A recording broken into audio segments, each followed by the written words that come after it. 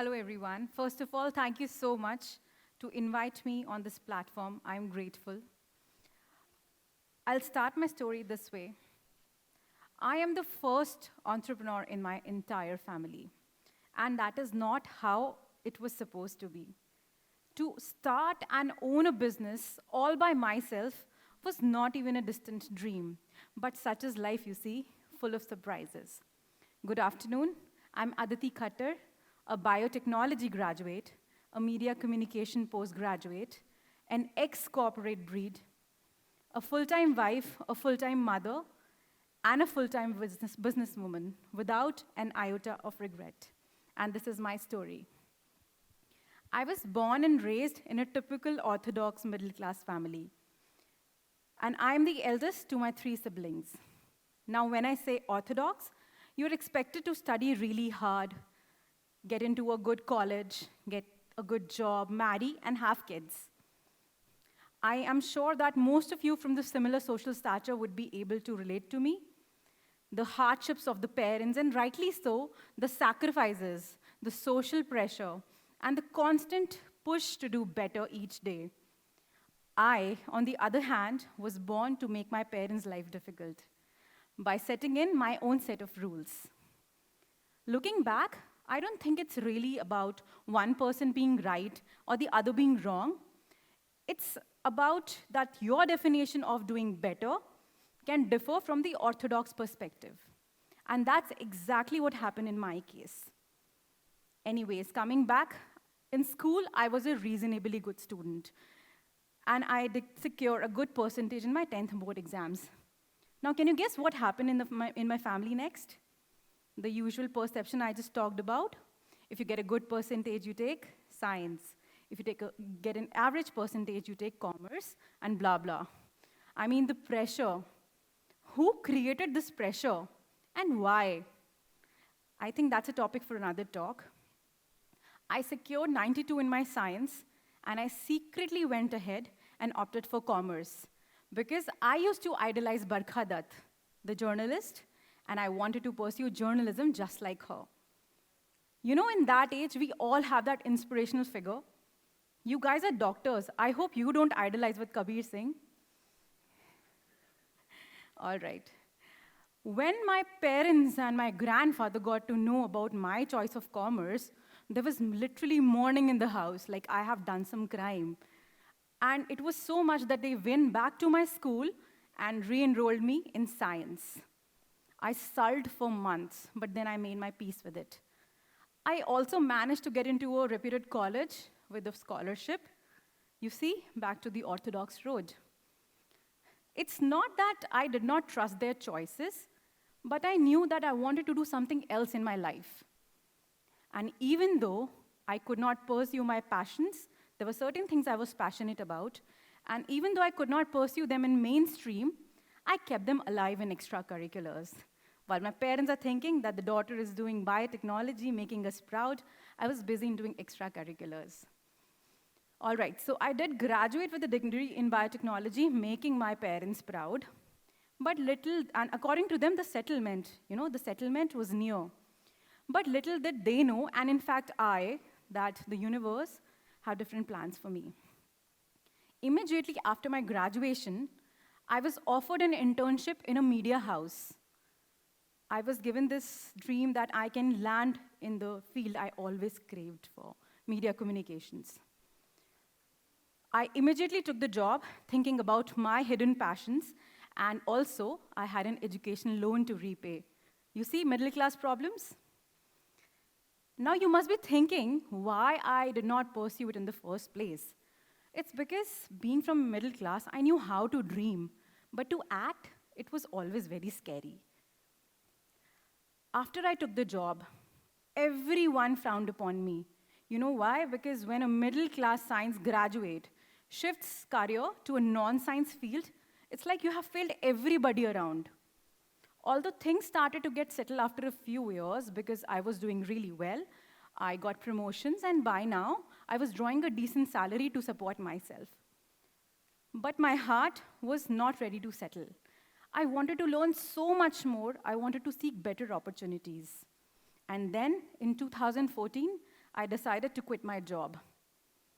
That is the same year I got married, and I decided to finally pursue my master's in media communications. Now, because this time there was no pressure, there were no expectations, and I was following my passion, I did exceptionally well in my post graduation.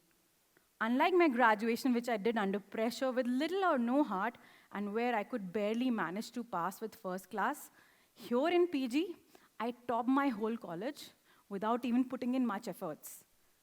And that was my first reaffirmation to myself that I am on the right path. I got a really good job in core communications, and each day I relished it, enjoyed it, adding to my skill set, adding to my organization, and I was very well supported by my employer and my husband. I had just started relishing this long hidden talent and career that I wanted to pursue for a very long time. I soon became a mother in 2017. A beautiful new phase, you can say.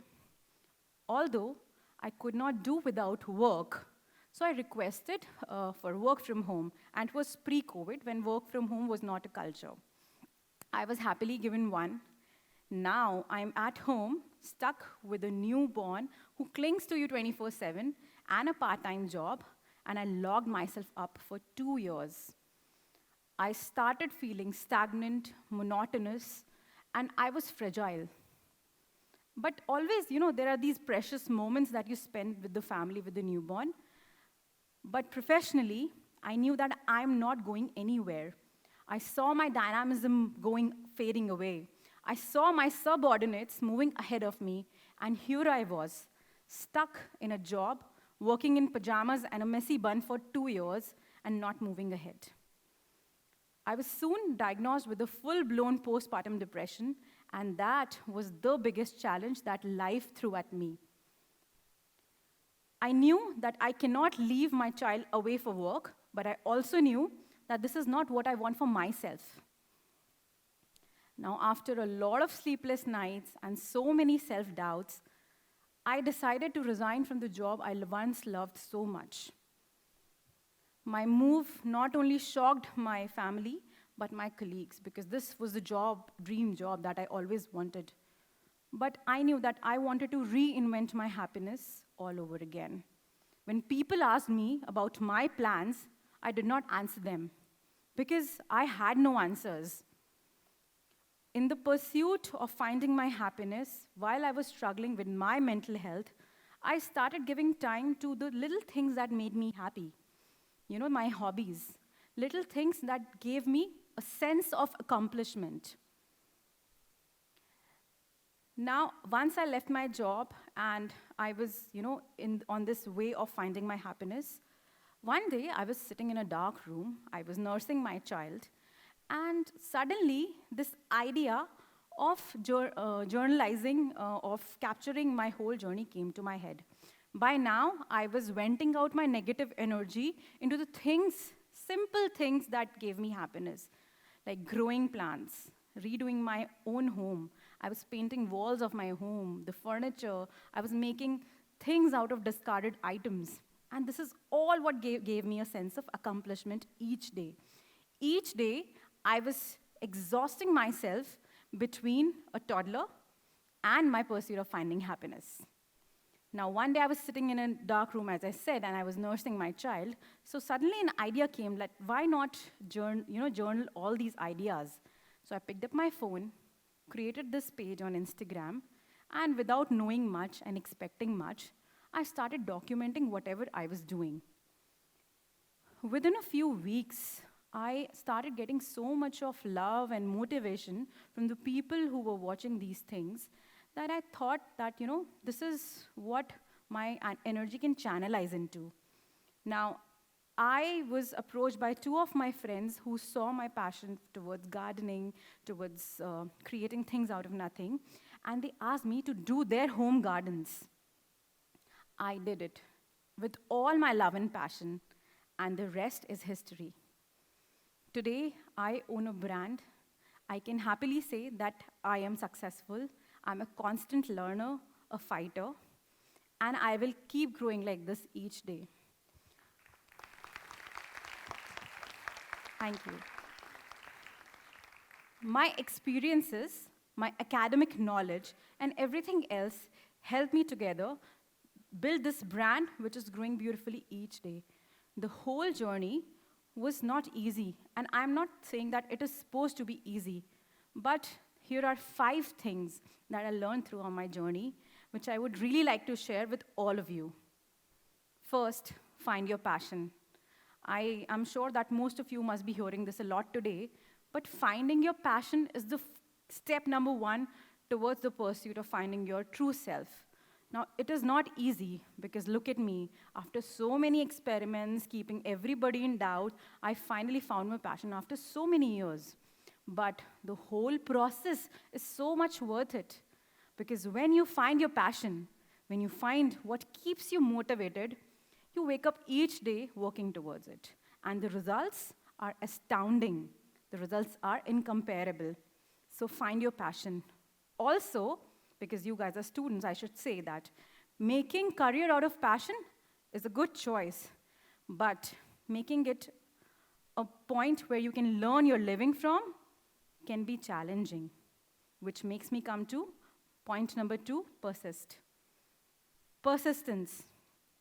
Bill Bradley rightly said that ambition is the key to success, but persistence is the vehicle you arrive on. Now, every day is different, Your energy to keep up with the things can fluctuate. Today, what the project or the experiment or anything that you're working on might not turn up the way you wanted it to be. And, there are days when you feel low and bad. What should keep you going is persistence. Persistence, it gives you the energy to cut through rocks. It gives you the right amount of energy and you vibrate on a whole new level. So persist. Even if you put a little bit of time and energy each day towards your passion, it counts. It counts and it adds up to the path of success. So persistence is the key. Point number 3, self-belief. The times when you decide to do something new, you want to start a business, or you want to take that new job you always wanted to. There are so many doubts, and there are so many questions that clouds our head. And do not forget the questions and doubts that others have of us. In my case, I left my parents doubting me till now that what am I up to? But that's all right. You see, we humans, we averse changes. And it takes more than decisiveness to take a plunge. So if you're somebody who has taken that plunge, who has conquered the doubts and fears of others and yourself, then please pat your back. When you don't believe in yourself, nobody else will. So please start believing in yourself. If you train your body and your brain every day to perform a certain task, and if you believe that you can do it, you will definitely be able to do it. So you manifest yourself. Self-belief is the key. Point number 4, which is really, really important, unlearning. Since our childhood, we have been taught so many different things in so many different ways. Starting from the social, the moral, the academic knowledge. We have been taught so much. And including that, we have been taught ways to perceive ourselves, our life, and everything around. In my case, I was taught my limitations as a middle class woman, as a middle class girl, right? How I should behave, what my responsibilities should be. And I'm not saying that these limitations and beliefs are wrong, but in the whole process of learning these beliefs, you somewhere restrict yourself and your true identity. And it stops you from thinking beyond that horizon, and you stop yourself from achieving the extraordinary. I started dropping these beliefs one by one. I started unlearning the opinions of people that people had of me. And my brain refreshed. When you start unlearning, it is such a liberating feeling that your brain refreshes itself and it starts absorbing the new ideas, the extraordinary ideas, and then you can really make out of the box ideas come true. Unlearning is really important and it is really liberating. The last point, it can sound cliche, but dream big. Because because imagination and dreaming costs nothing. What will happen? Today, if I dream big and if I start working towards it, first of all, it is going to be such a great confidence booster. If I get even one step closer to my envisioned dream, it is such a great confidence booster. And I'm not expecting all of our dreams to come true, but the whole process is so much worth it. It gives so much of positivity to our environment, to us, and to people around us that it actually pushes you and takes you a step closer to your dream. Dream big, because if you are not dreaming big enough, you're not doing it right. Dreaming big not only gives you the motivation and confidence, it actually helps you when the stakes are really high and the tides are really low. So dream big, because dreams do come true. I'm a live example. I never dreamt of what I am today, but I'm really proud. Although I'm going to go up from here learning new things every day, but whatever I have achieved is always going against the tide. I hope I'm leaving all of you to ponder on something today. Again, I'm really grateful and thankful for you guys to inviting me on this platform. Thank you so much.